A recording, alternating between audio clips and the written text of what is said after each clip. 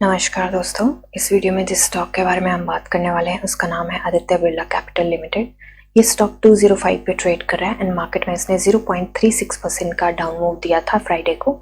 Market cap हो गई है इसकी 53,248 करोड़ की। प्रोमोटर होल्डिंग 69% है। बुक वैल्यू 95.30 है। डिविडेंड ये स्टॉक देता नहीं है एंड फेस वैल्यू इसकी 10 है। हो सकता है आने वाले टाइम में हमें स्प्लिट देखने को मिले।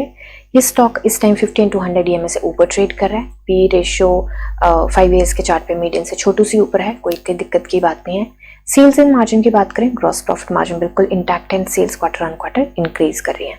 अभी चलते हैं इसके चार्ट पे देखिए, हमने यहाँ पे लास्ट एनालिसिस में बात करी थी कि ये नेक्स्ट ट्रेडिंग वीक में हमें हो सकता है कि इसके आसपास ट्रेड करता हुआ दिखाई दे। 15 अप्रैल तक यहाँ 225 के आसपास ट्रेड करता हुआ दिखाई दे।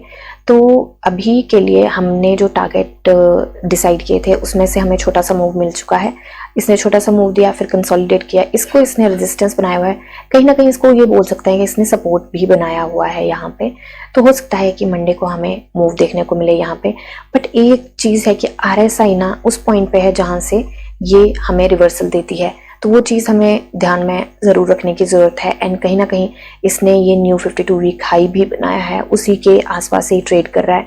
यहाँ पे अगेन इसने 4 अप्रैल थर्सडे को न्यू 52 वीक हाई भी बनाया है।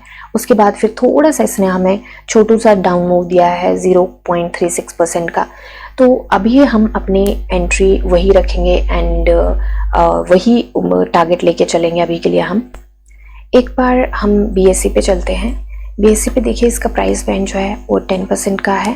एंड एक न्यूज़ आई है 5th को जो न्यूज़ आई है वो डुप्लीकेट सर्टिफिकेट की है। एक बार नीचे भी देख लेते हैं, कोई और न्यूज़ तो नहीं है। 5th को डुप्लीकेट सर्टिफिकेट की है, ये भी 5th को आई है। डुप्लीकेट शेयर की है, ये भी 5th को आई है। ये भी डुप्लीकेट की है, ये 29th को आई है। तो अभी बेसिकली एक ही न्यूज़ है हमारे पास जो कि 6th को आई है। उसमें क्या मेंशन किया है कि यहाँ पे एम्प्लॉय स्टॉक ऑप्शन स्कीम के अंतर्गत इन्होंने अलॉट किए हैं 5,16,845 इक्विटी न्यू शेयर। तो पुराने जो इनके शेयर थे वो जो इंक्रीज था इससे हो चुका है, यहाँ तक का इंक्रीज है। इन्होंने सारा कुछ बताया है कि that is equity share basically इतने थे फेस वैल्यू 10 के हिसाब से, एंड इक्विटी शेयर अब इतने हो चुके हैं। तो यहाँ पे आप देख सकते हैं, BSE पे आप खुद भी न्यूज़ पढ़ सकते हैं।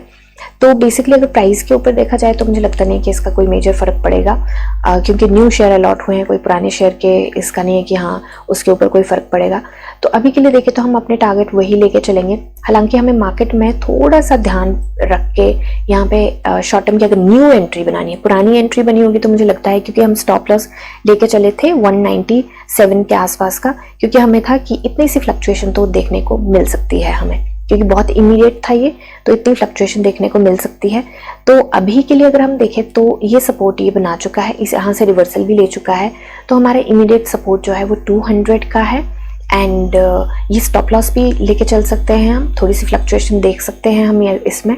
एंड मार्केट में थोड़ा सा जो न्यू एंट्री अगर बनानी है तो मुझे लगता है मार्केट में थोड़ा सा ध्यान रख के चलना पड़ेगा हमें, क्योंकि निफ्टी जो है अपने रेजिस्टेंस पे स्ट्रगल कर रही है एंड उसी पे वॉलेटिलिटी उसमें देखने को मिल रही है। तो उसको ध्यान में रख के चलेंगे। और मार्केट में मुझे लगता है कि RSI जो है ना वो थोड़ा सा सेटल भी हो सकती है यहाँ से, क्योंकि इसकी विक भी नीचे को है, हो सकता है थोड़ी सी सेटल हो। एंड यहाँ पे वैसे तो ये मूव देने को तैयार है, मुझे लगता है कि बाई के ऑप्शन यहाँ पे है, बट मार्केट में देख के बनानी पड़ेगी एंट्री। हो सकता है थोड़ा सा अभी हॉल्ट ले ये स्टॉक। तो अभी हम 5 ट्रेडिंग डेज 20 तक हम 20 तक लेके चले या 15 तक लेके चलते, मैं भूल गई, आई एम सो सॉरी।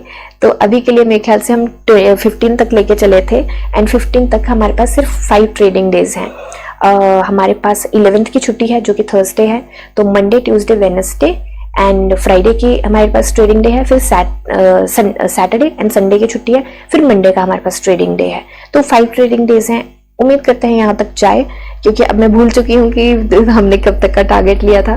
तो अभी के लिए मुझे जो लग रहा है कि वो 15 तक मुझे लगता है कि हो सकता है कि ये कर जाए अचीव। एंड ये जो टारगेट है ये हमारा है जब तक इसका क्वार्टर का रिजल्ट आएगा। यूजुअली क्वार्टर का रिजल्ट 1-1.5 महीने बाद आता है, 2 महीने भी लगा देते हैं कई बार, बट इस बार इलेक्शंस भी हैं, हो सकता है लेट दे, हो सकता है जल्दी दे, क्योंकि कई बार मार्केट कंडीशंस को देख के जो चल रहा होता है उसके अकॉर्डिंग आगे पीछे भी कर देते हैं। तो बेसिकली मैं टाइम पीरियड बता देती हूँ यहाँ पे, क्योंकि अगर 15 दिन में रिजल्ट आ गया तो आप तो बोलेंगे मैम ये तो अचीव ही नहीं हुआ।